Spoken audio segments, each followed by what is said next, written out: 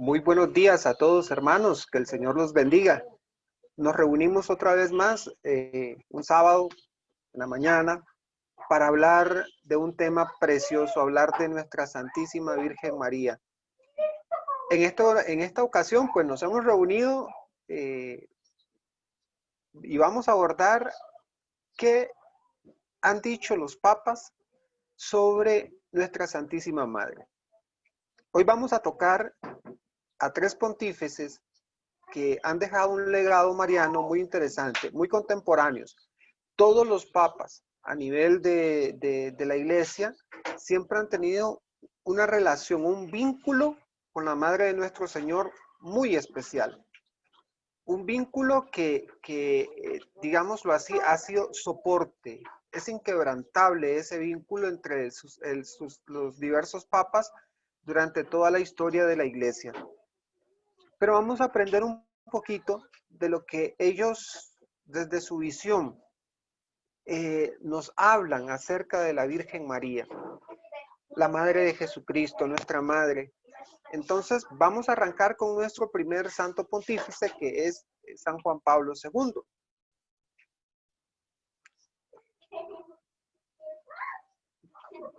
Ya puede cambiar la diapositiva. Ay, perdón, sí, dame un segundito para cargarla, es que está pegadito, un momentito, deme. Ajá. Entonces, bueno, y les comentaba que es importante siempre mantenernos firmes en la enseñanza de los apóstoles, como nos indica la Sagrada Escritura, que la enseñanza de los apóstoles, la enseñanza de la iglesia son pilares fundamentales de la verdad, y los santos padres siempre nos han catequizado sobre cómo debe ser nuestra devoción mariana, y nos regalan catequesis en diferentes momentos y en diferentes contextos que vive la fe cristiana. En este caso, Juan Pablo II nos habla en un documento muy bonito, muy interesante, que se llama, este documento se llama la Carta Encíclica Redentoris Mater de Juan Pablo II, sobre la bienaventurada Virgen María en la vida de la iglesia peregrina, la presencia de la Santísima Madre en nuestra vida, en nuestra realidad, en nuestro caminar, en nuestro peregrinaje. Primero nos dice que la Madre del Redentor tiene un lugar preciso en el plan de salvación. A partir de ahí, Juan Pablo II nos enseña del lugar preponderante que tiene la Virgen Santísima en el plan de salvación de Dios. ¿Por qué lo dice? Tomando el texto de Gálatas 4:4, que a continuación leemos, que dice: al llegar la plenitud de los tiempos, envió Dios a su Hijo nacido de mujer, nacido bajo la ley, para rescatar a los que se hallan bajo la ley, para que recibieran la filiación adoptiva, la prueba de lo que sois hijo, que es Dios, ha enviado a nuestros corazones el espíritu de su Hijo que clama, Abba, Padre. La promesa del Redentor, la promesa de salvación, la promesa se cumple en la Santísima Virgen María con su sí, con su fiat. Esta plenitud delimita en el momento fijo desde toda la eternidad, el cual el Padre envió a su Hijo. Juan capítulo 1, versículo 14 nos los habla muy claro. Para todo el que crea en Él, no perezca, sino que tenga vida eterna. Juan 3:16. Y esta plenitud nos señala el momento feliz en el que la palabra estaba con Dios y la palabra se hizo carne y puso su morada entre nosotros. Ale, va muy adelante para que se regrese. La palabra se hizo carne y puso su morada entre nosotros. Entonces, así.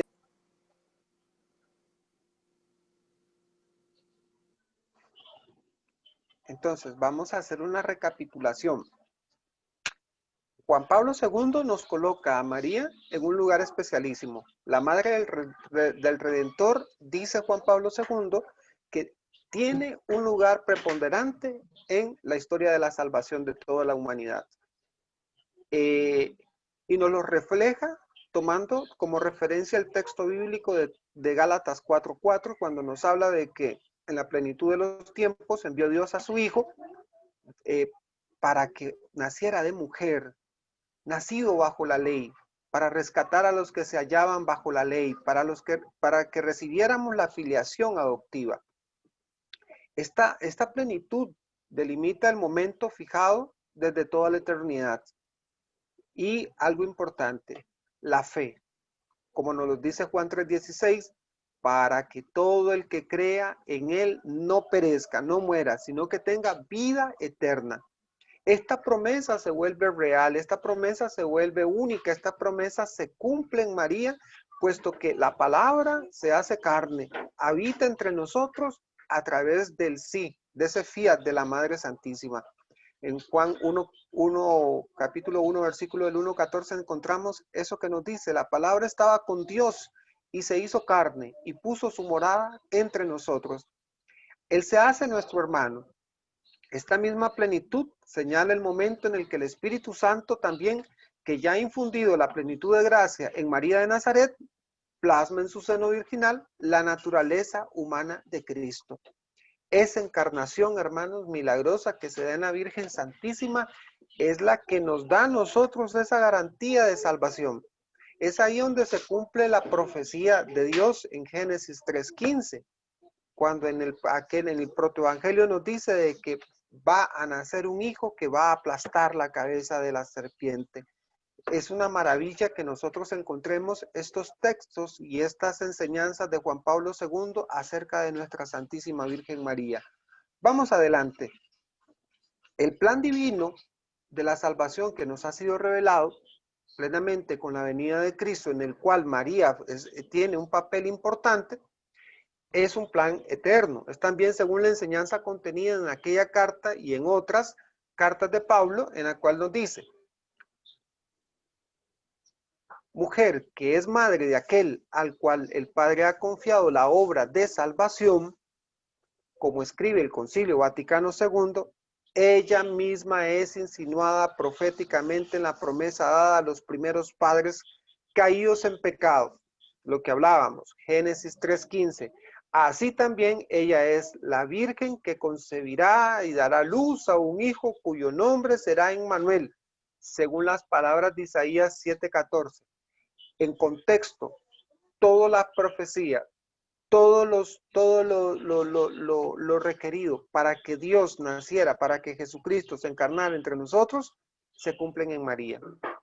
De este modo, podemos ver que el Antiguo Testamento prepara aquella plenitud de los tiempos que se cumple en Gálatas 4:4, que nos los explica Pablo, que ha nacido el Hijo de Dios de una mujer, para que nosotros pudiéramos recibir esa filiación adoptiva. La venida del Hijo de Dios al mundo es el acontecimiento narrado en los primeros capítulos del Evangelio de San Lucas y Mateo. Y ese acontecimiento narrado es el acontecimiento que transforma la historia del mundo. Es ahí donde se parte. Un antes y un después. Un antes y un después.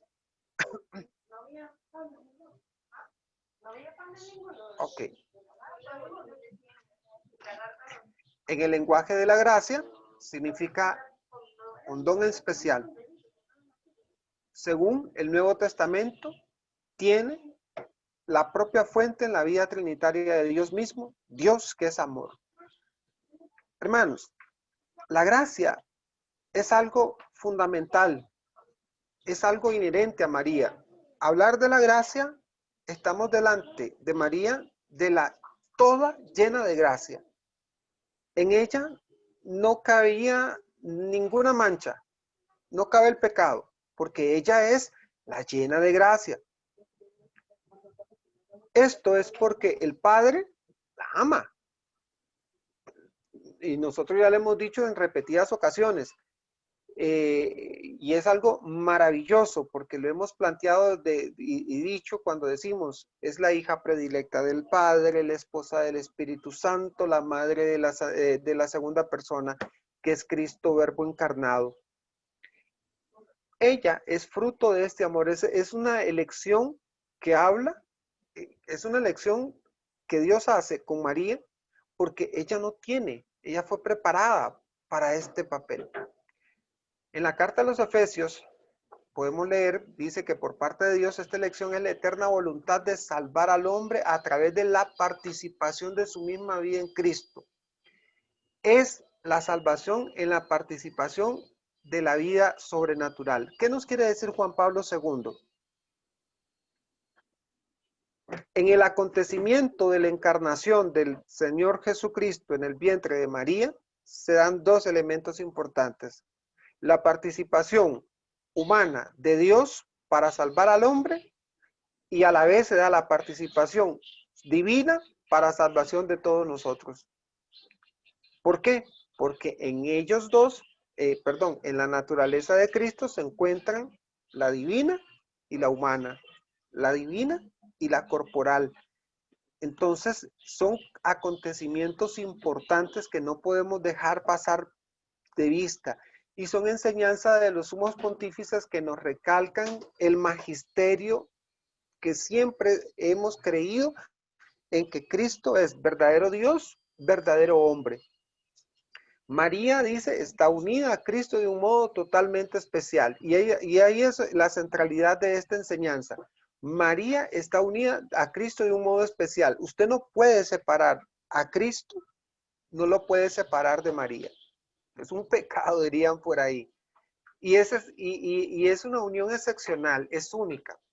Igualmente es amada en este amado eternamente. María es amada en el amado eterno.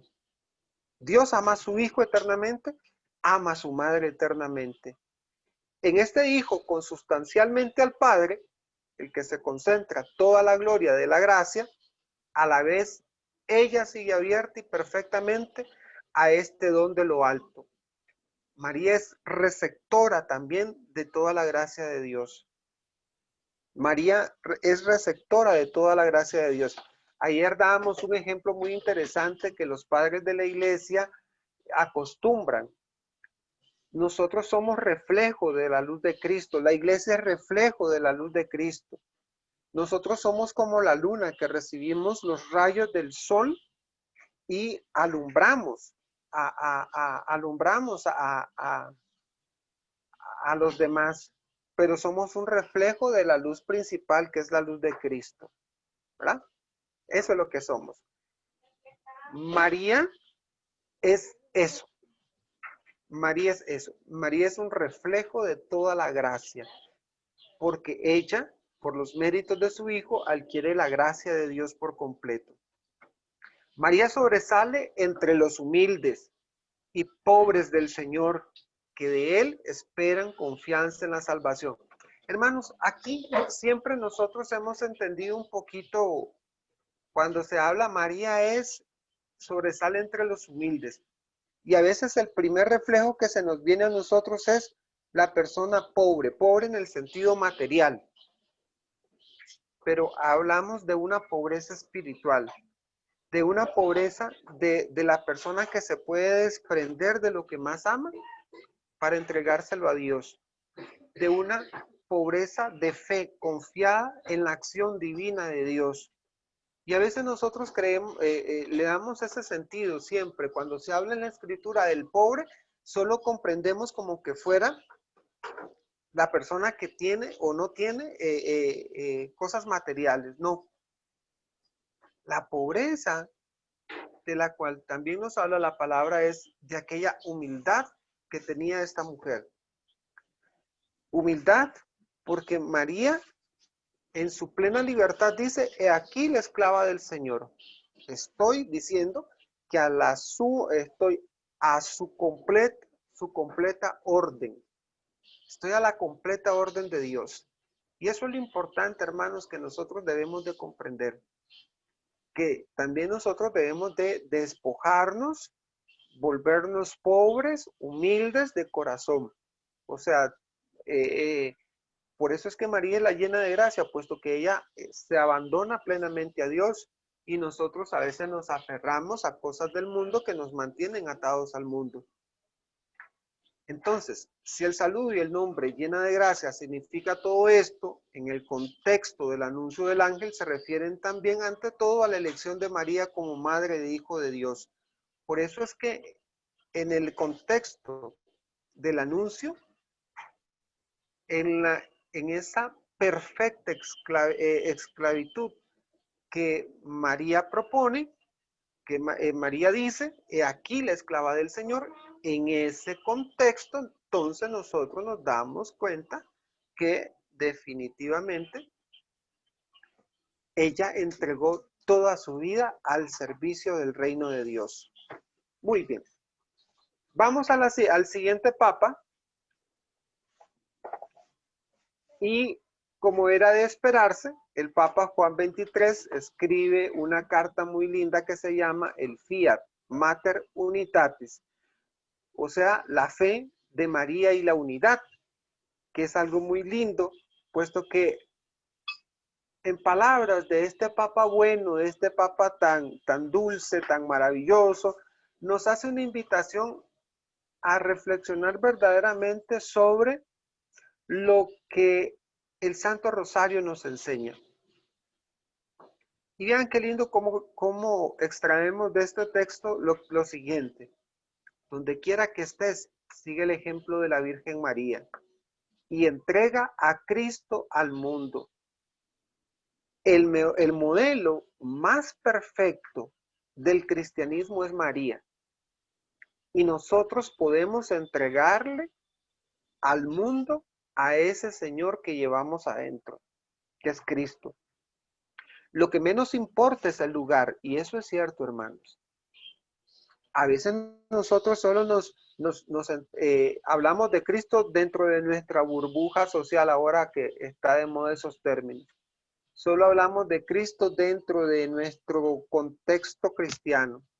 Pero en el trabajo a veces nos da miedo hablar de Cristo. En la escuela, con los padres, con los amigos, nos da miedo hablar de Cristo. Donde quiera que estés, sigue el ejemplo de la Virgen María y entrega a Cristo al mundo. María con su sí nos entregó a Cristo.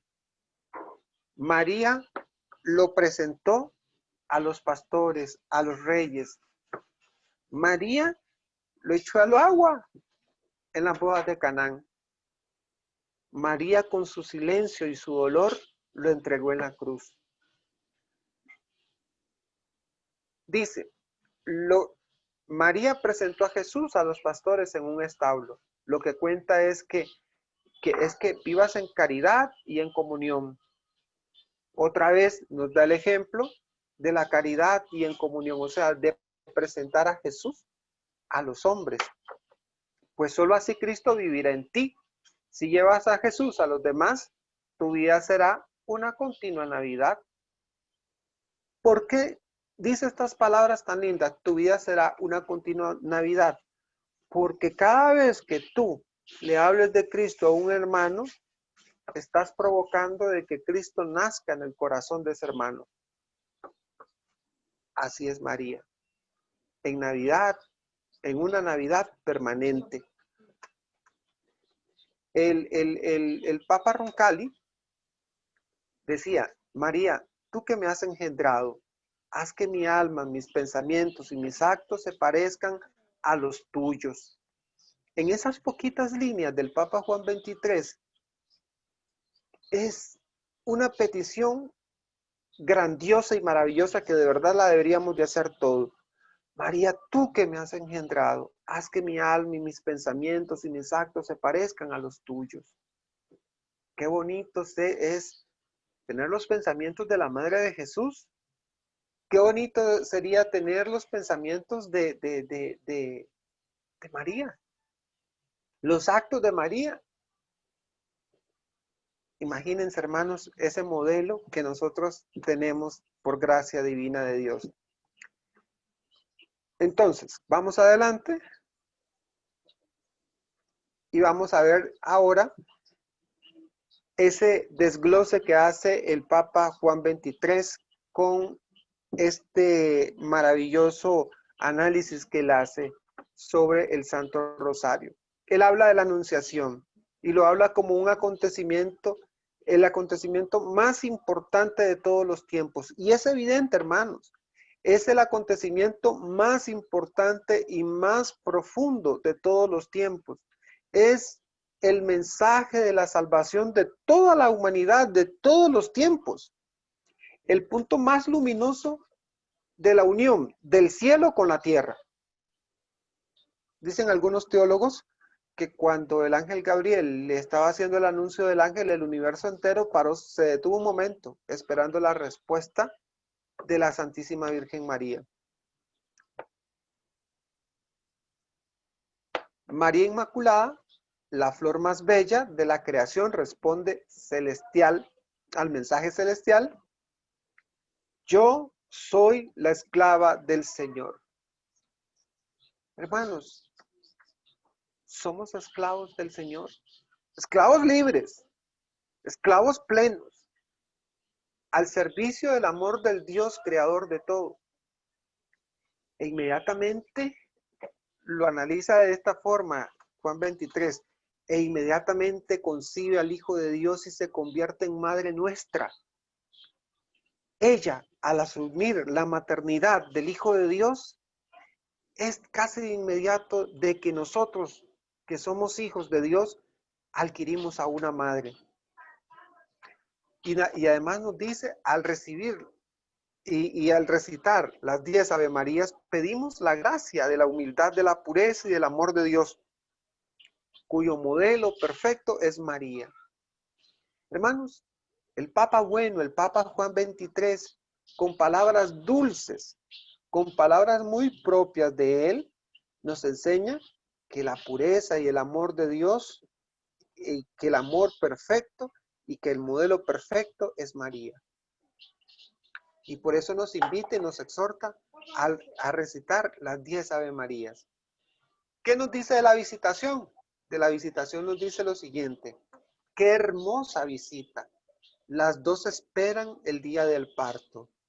María para que nazca su hijo, el Hijo de Dios, e Isabel para que nazca el profeta, Juan el Bautista. Dos saludos perfectamente armonizados. Bendita tú entre las mujeres. O sea, dice la palabra de Dios que Isabel se llenó del Espíritu Santo y le dijo: bendita tú entre todas las mujeres, bendito el fruto de tu vientre. Dios ha mirado la humillación de su esclava. Me felicitarán todas las generaciones. Del monte Ain Karim ha brotado una luz humana y sobrenatural. A la vez, también hoy existen familias así, que dan a luz a sacerdotes, a misioneros, apóstoles y en todas clases sociales, intelectuales, campesinos, obreros y comerciantes. Aquí viene ya Juan 23 y mete algo muy propio de lo que él era. Un hombre que veía, porque recordemos que Juan 23 era un sacerdote que venía del campo, era una persona muy humilde, de muy escasos recursos. Fue un tío de él quien costeó su carrera para ser sacerdote, y fue un hombre muy estudioso. Y él decía, la luz de Cristo brota de las familias, brota de ahí, de esos lugares a veces que uno piensa, y ahí que, como lo dijeron una vez, que puede venir de bueno de Galilea, pues así, brota de lugares de los menos esperados.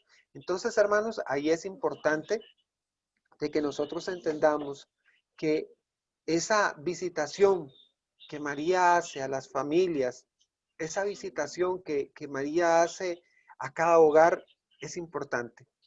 Por eso es que cuando usted reza el rosario, usted visita, usted pide que la Santísima Virgen María llegue a su casa y las visite, esté con ustedes.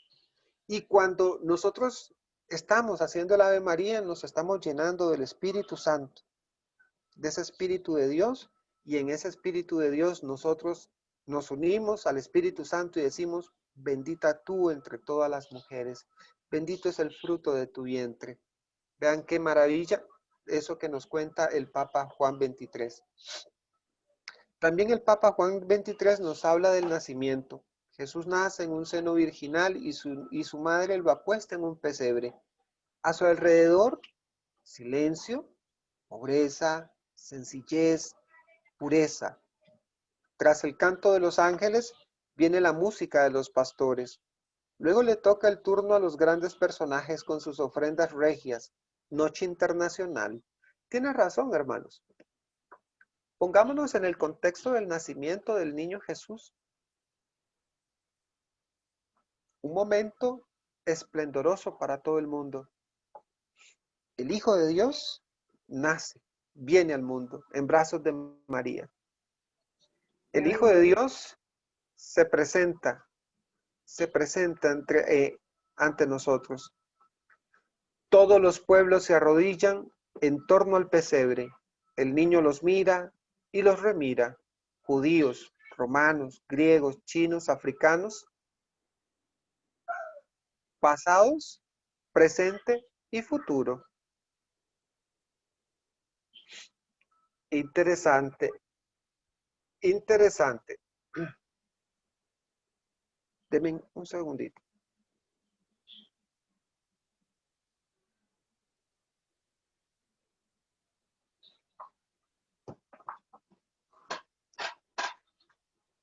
La presentación del niño Jesús.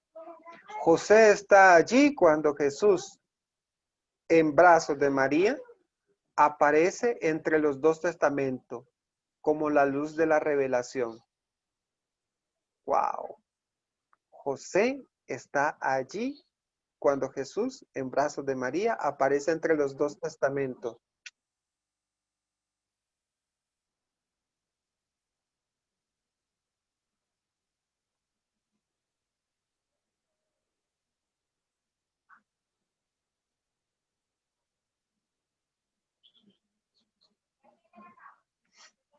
Entonces, es interesante.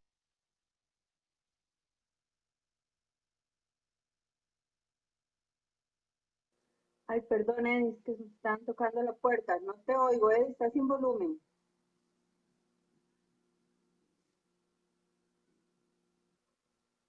Está sin micrófono, está apagado el micrófono. Ahí estoy. Me quedé. Entonces, la presentación de José, del niño Jesús, José es testigo del antes y el después. Dice el Papa Juan XXIII, José está allí cuando Jesús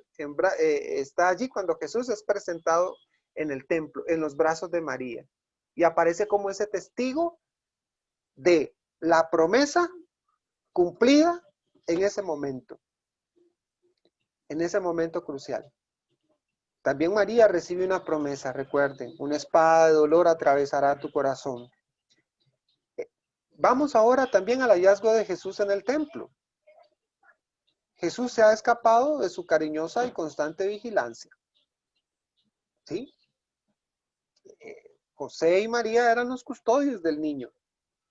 Todavía más José, ¿verdad? Y no lo encuentran pasado 3 días. Tienen, como dice el Papa Juan XXIII, una mortal inquietud. ¿Qué se hizo? Por Dios, qué bronca. ¿Dónde se habrá metido? ¿Qué le habrá pasado? ¿Ustedes se imaginan el susto que se llevaron ellos como padres? Sentado en medio, lo encuentran sentado, imagínense ustedes, sentado en medio de los doctores, escuchándolos y haciéndoles preguntas. Así está sentado Jesús en la iglesia. La iglesia lo escucha atentamente con humildad, vuelta hacia el futuro para entender con toda su inteligencia. Juan 23 nos dice que el niño Jesús siempre nos está escuchando a nosotros. Está dentro de la iglesia, está enseñándonos, está hablándonos y también nos está preguntando. Él está compartiendo con nosotros, está hablándonos, Él está presente con nosotros. El niño Jesús se escapa Y está aquí con nosotros, su iglesia, preguntándonos, enseñándonos. Y nosotros, como aquellos que estaban en el templo, admirados de su sabiduría, admirados de sus palabras, atento a Él, que es el que nos da la palabra viva que nace y que nazca en nosotros y se reproduzca en nosotros. Vamos adelante y ahora hablamos con el Papa Benedicto XVI. El Papa Benedicto XVI nos va a contar un poco sobre María. El Papa Benedicto XVI nos va a decir cómo es su relación con María, cuál es su vínculo con la Madre de Dios. Papa Benedicto XVI dice, hemos venido a adorarlo. Se puede decir que toda la iglesia se ha movilizado espiritualmente para vivir un acontecimiento extraordinario, contemplando a los magos como modelos singulares de buscadores de Cristo para arrodillarse ante Él en adoración. Hermanos, los Reyes Magos son un modelo de adoración interesante. Pues ellos no tenían todas las herramientas que tal vez el pueblo judío tenía. Los judíos tenían toda la tradición rabínica que venía enseñando todo sobre el Mesías. Y sin embargo se cegaron. Su conocimiento los cegó. Mientras que estos sabios de Oriente, de otros pueblos, escucharon, vieron y observaron los signos y abrieron su corazón. Y lo abrieron de tal manera de que lograron comprender de que verdaderamente el Hijo de Dios estaba por nacer. Entonces, el Papa Benedicto XVI nos dice que la iglesia, la nueva iglesia, se moviliza en busca de este acontecimiento extraordinario. Y nos movilizamos como los magos, que son modelos singulares, buscadores de Cristo. ¿Para qué? ¿Para qué buscamos a Cristo?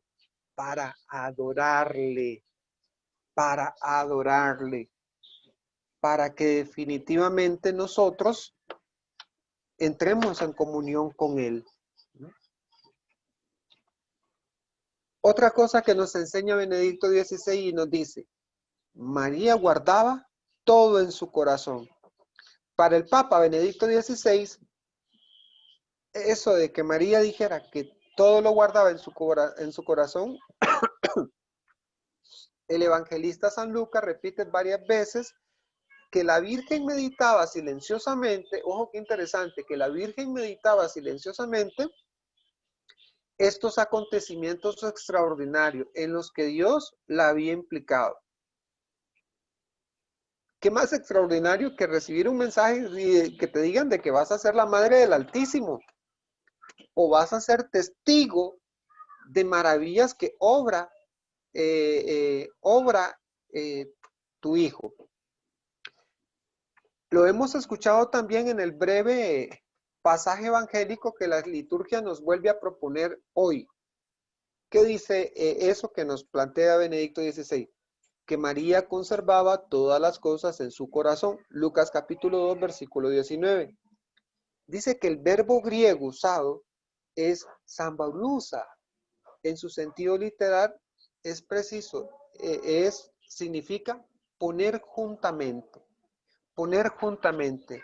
Y hace pensar en un gran misterio que es preciso descubrir poco a poco. El niño que emite sonidos en el pesebre, aun siendo en apariencia semejante a todos los niños del mundo, al mismo tiempo es totalmente diferente. Es el Hijo de Dios, es Dios verdadero y verdadero hombre. Es un niño. Lo tiene en sus brazos y es un verdadero niño. Su apariencia es un niño. Y Alex, ¿puedes poner un momentito de pausa?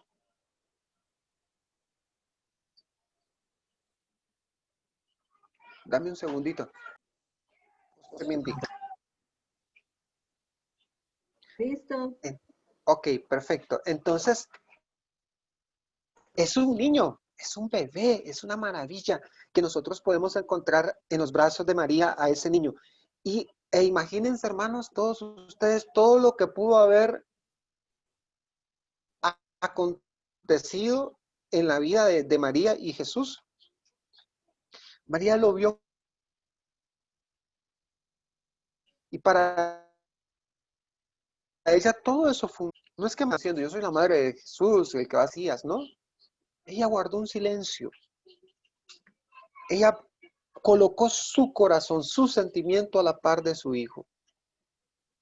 Por eso el Papa Benedicto XVI nos dice que aunque él, aun siendo en apariencia semejante a todos los niños del mundo, al mismo tiempo era totalmente diferente. No era cualquier chiquito, es el Hijo de Dios, es Dios, verdadero Dios y verdadero hombre.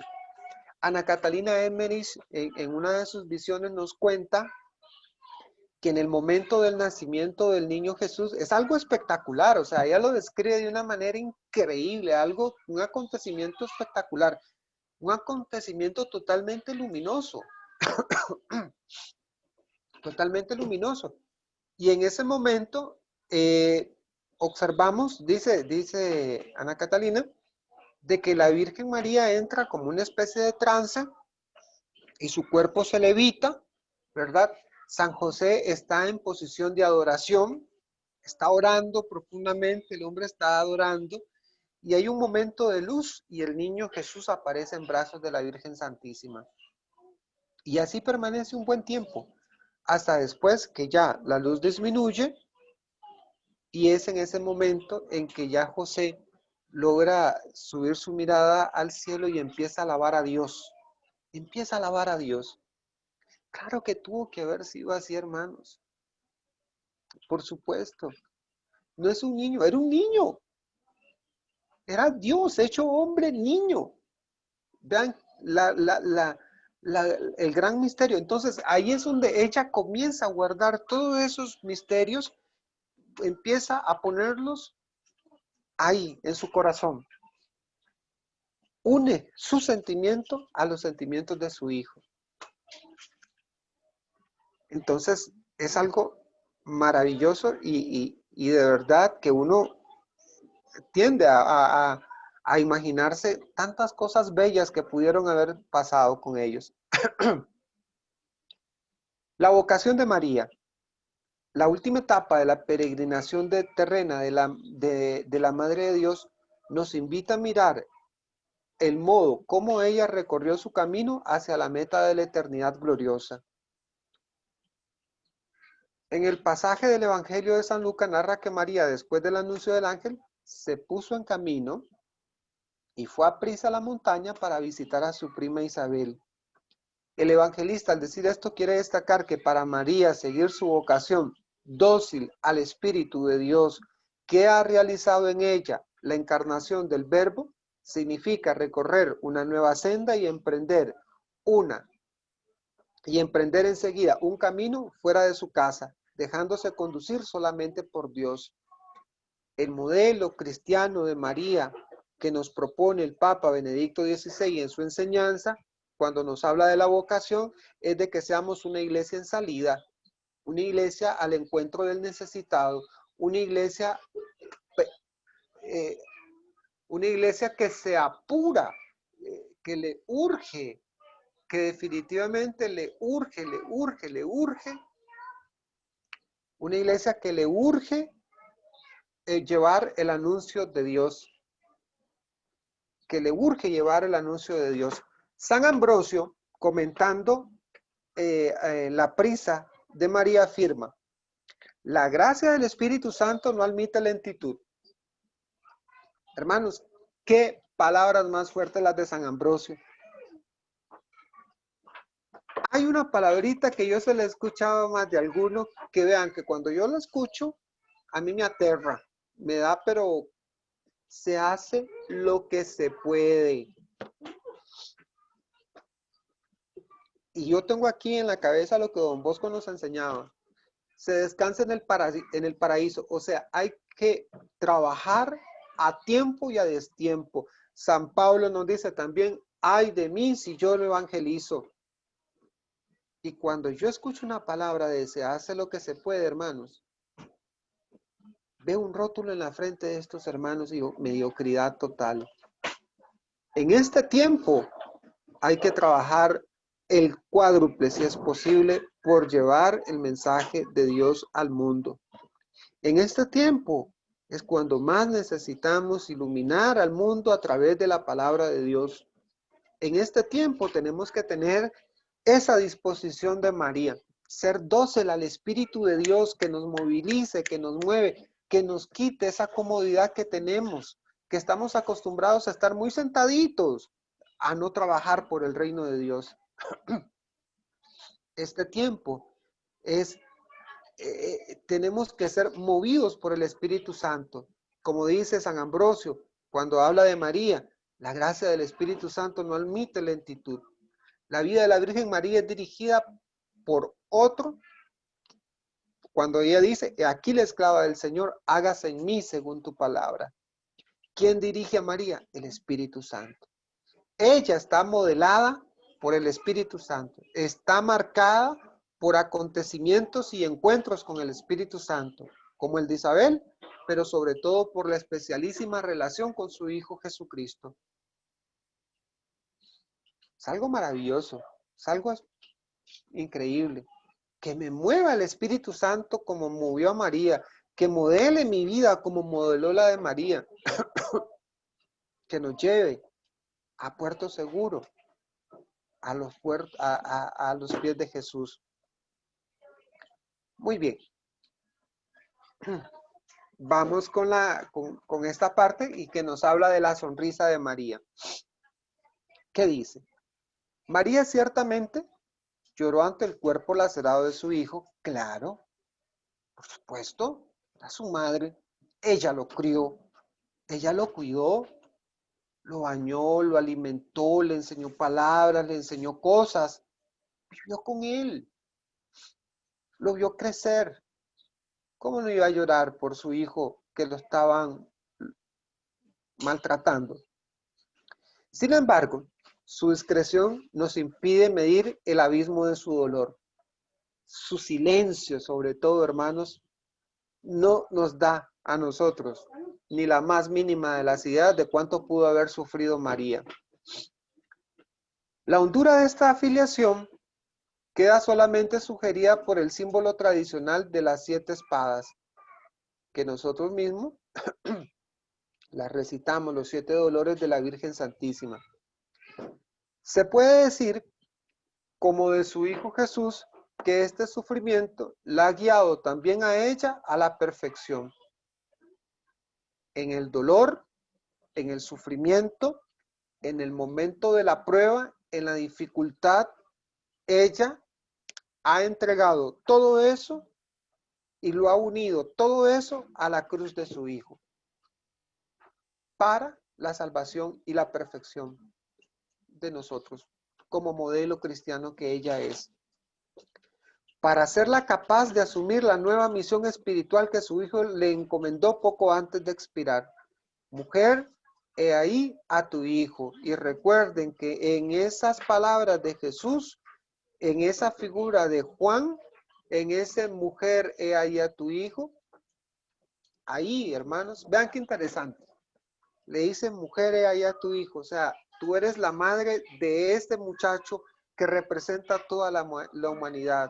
Y a ti, muchacho, te digo, ella es tu madre.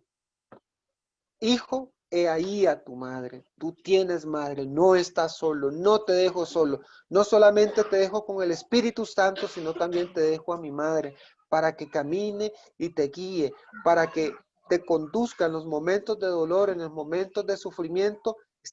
Tienes a una madre a quien recurrir. Para Cristo, su madre, cuando Él estaba en la cruz, era el bálsamo, era un bálsamo. Tal vez lo más confortante que había en todo ese lugar de sufrimiento. Era su Madre Santísima, la mujer que lo crió, la mujer que que lo acurrucó, que lo amó, que lo dio todo. Convertirse en la madre de Cristo en sus miembros es en esta hora, a través de la figura del discípulo a quien amaba, Jesús presenta a cada uno de sus discípulos a su madre diciéndonos, ahí tienes a tu hijo. María está hoy en el gozo y la gloria de la resurrección. Las lágrimas que derramó al pie de la cruz se han transformado ahora en una sonrisa que ya nadie puede extinguir, permaneciendo intacta. Sin embargo, su compasión maternal por nosotros, ella nos ama. Lo atestigua la intervención benéfica de la Virgen María en el curso de la historia. Y esto es algo importante. En el curso de la historia, la presencia de María, en el curso de la historia, la presencia de María es fundamental. La presencia de María en el curso de la historia la tenemos en Guadalupe, en Fátima, en La Salet, en Lourdes y en diferentes lugares. Nosotros mismos tenemos la gran experiencia, la gran bendición, la gran dicha de tener el hallazgo de la Virgen Santísima a través de la advocación de la María Reina de los Ángeles. Es algo maravilloso que nosotros podemos darle gracias a Dios por esa gran bendición que nos da. Esa intervención de nuestra Santísima Virgen María a través de sus apariciones, a través de ese amor que el pueblo, que su hijo, nosotros sus hijos, le decimos a ella, Madre, he aquí a tu hijo. Entonces, y no cesa de suscitar una inquebrantable confianza en ella, la oración, acordaos, oh piadosísima Virgen María, expresa bien este sentimiento. Claro, ella expresa este sentimiento hermoso. Nosotros, expresamos ese sentimiento hermoso. Piadosa Virgen María, no te olvides de tus hijos. No nos dejes solos. Aquí estamos, caminando, peregrinando, cayéndonos. Y ahí está ella siempre presente entre nosotros. Entonces, hermanos, habiéndoles presentado estos tres santos papas sobre cuál era la visión que ellos tienen sobre la Virgen María, pudiéramos haberlos mencionado a casi todos. Hay uno en especial que no lo tocamos hoy, que es el Papa Pablo VI, que escribe uno de los documentos más importantes, que se llama Marielis Cultus. Y este documento es tan intenso, puesto que es el documento de que nos aclara cómo debe ser y va a ser la forma en que nosotros debemos de venerar a nuestra Santísima Virgen María. Hoy, hermanos, definitivamente estamos en un tiempo mariano. Estamos en un tiempo mariano.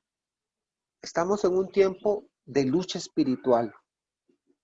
Y tenemos que tomar todas estas enseñanzas de la Iglesia, de su magisterio, de los santos padres, para definitivamente entrar en una reflexión profunda y empezar a hacer oración profunda del Santo Rosario, bien meditado, y empezar a dar la lucha espiritual correspondiente. Empezar a dar la lucha espiritual de esta batalla tan dura que estamos viviendo, porque estamos en tiempos duros. Estamos viviendo una pandemia, pero también estamos viviendo un tiempo de relativismo moral, donde a lo que antes era malo, ahora lo queremos llamar bueno. Al pecado lo queremos ver,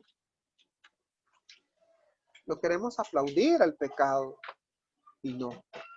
Se trata de orar profundamente, hacer actos de reparación. Como lo decía en Fátima, penitencia, penitencia, Santo Rosario, oren, oren. Es necesario, hermanos, que luchemos con esta arma poderosa. Me encantó mucho lo que hizo la monjita un día de estos, la que salió hablando en la convención de Trump. Aquí está esta arma poderosa, el Santo Rosario, hermanos. hay que rezar, hay que orar, hay que pedirle a Dios para que el mundo cambie, porque vamos para un camino de perdición. Vamos a un camino de perdición. Con este ejemplo quiero terminar. Estaba viendo un video del presidente Nayib Bukele y entonces dice, hicimos una gran cadena nacional de oración y en esa cadena nacional de oración pedimos a Dios porque nos ayude. Esa misma noche, dice, tenía una reunión y me llega el reporte y tuvimos el pico más alto y yo me quedé sorprendido. Ay, dice, acabamos de hacer una gran campaña de oración y ahora esta noticia, qué duro, qué duro. Ellos tuvieron ese día el pico más alto. Al día siguiente era el Día Nacional de la Oración, o sea, un día que le iban a pedir a Dios por el fin de la pandemia, le estaban pidiendo a Dios que los ayudara para poder salir adelante de esa pandemia. Pues resulta, hermanos, que nosotros vemos cómo está Salvador hoy, la cantidad de casos que tienen, todas las cosas que han obtenido. Salvador ha sido un ejemplo, pero es un pueblo que ha clamado a Dios, que ha reconocido el señorío de nuestro Señor Jesucristo. Nosotros todo lo contrario, hemos aprovechado estos espacios de pandemia para cerrar nuestros templos. ¿Qué costó que aprobaran un protocolo sanitario para nuestra iglesia? Que igual se dio el matrimonio gay, se dio lo del aborto, lo del protocolo del aborto. Hermanos, nosotros tenemos que orar y mucho, mucho. Muy bien. Espero pues que haya sido de mucho provecho este tema. Si tienen alguna pregunta o duda, con mucho gusto.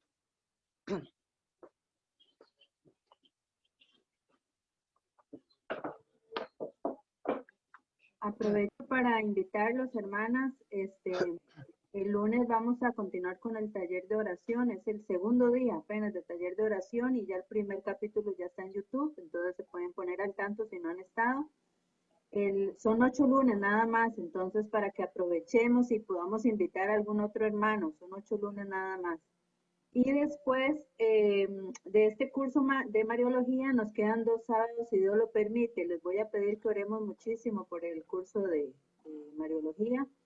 Quedan 2 sábados, luego vamos a tener el retiro de Maús, que es un fin de semana, y luego ya empezamos con un curso que también vamos a poner muchísimo en oración, que es el de ángeles, todo lo que tenga que ver con ángeles, las buenas prácticas, las malas prácticas, todos los mitos que hay alrededor y todas las creencias no católicas y las que son católicas, obviamente. Entonces, esos son los proyectos que tenemos. Y un último mensaje es que en el Facebook de la escuela estamos poniendo opciones para el Día del Niño. Aquí en Costa Rica es el 9 de septiembre. Entonces, así ayudamos a los emprendedores, ayudamos un poquito a la librería y también le damos sana diversión a nuestros niños. Más que ayudar a los emprendedores y más que comprar, el verdadero objetivo es poder llevarle a nuestros niños sana diversión.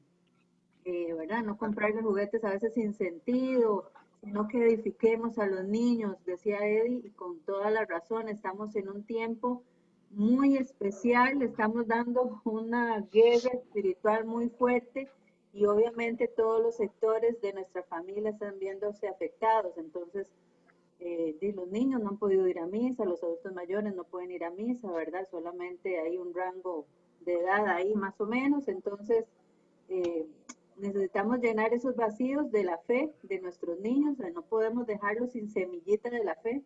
Entonces, por eso estamos ofreciendo unos juegos didácticos con propósito en la librería, libros para colorear. También hay unos juegos que los estamos posteando en Facebook. Y lo otro es el aviso de las redes sociales. Por favor, puedan compartir los videos de YouTube para que otros hermanos puedan también conocer de la evangelización, de la obra y para que se vayan llenando. Eso es lo bonito de YouTube, que en cualquier otro momento pueden escuchar y pueden ponerse. La palabra de Dios no cambia, ¿verdad? Es la misma y Él va a llegar al corazón de cada uno de nosotros. Bueno, si no tenemos ninguna duda, entonces lo dejamos por aquí. Eddie, que Dios te bendiga, muchas gracias, y a cada una de las Mucho hermanas gusto. que se conectaron, que Dios los bendiga, muchísimas Nos gracias. vemos el próximo sábado. Si no Bendiciones nos a vemos, todos. sí.